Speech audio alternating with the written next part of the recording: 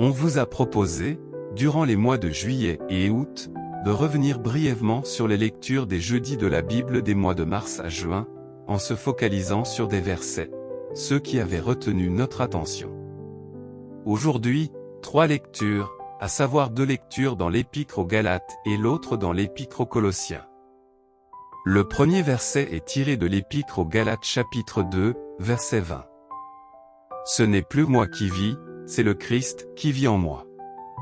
Une telle affirmation de Paul implique que le vieil homme, plus précisément notre nature pécheresse, soit mort, soit crucifié avec Christ. Il faut aussi que la nature et les attributs de Christ emplissent notre vie entière et se voient dans nos actes, dans nos propos, dans nos attitudes.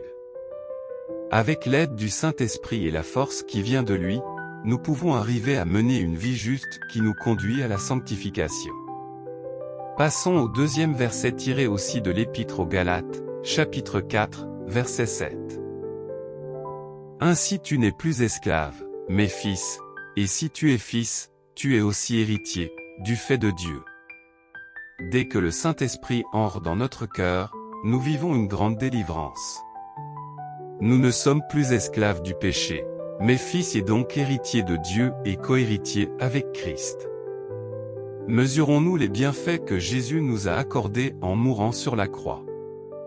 Jean dira, mais à tous qui ont reçu Christ dans leur cœur, qui ont mis leur foi en lui, il a donné le pouvoir de devenir enfants de Dieu, ceux-là sont nés, non pas du sang, ni d'une volonté de chair, ni d'une volonté d'homme, mais de Dieu.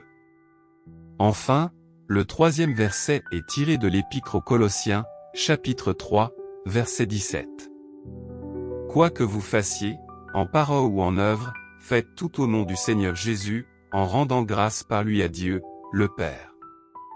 Colossiens 3.17. Quoi que vous fassiez. Jésus nous a donné une mission précise, être sur terre ses ambassadeurs, les annonciateurs de la bonne nouvelle. Nous avons reçu autorité pour accomplir son œuvre, au nom de Jésus. Ce n'est pas une formule magique, c'est une sérieuse responsabilité d'être sur terre représentant du Christ. Pour une telle mission de témoin du Christ, le vieil homme a-t-il été crucifié avec Christ? Sommes-nous devenus fils et héritiers de Dieu, cohéritiers de Christ? Si la réponse est positive, rendons grâce à Dieu pour sa bonté, sa bienveillance et son immense amour envers nous.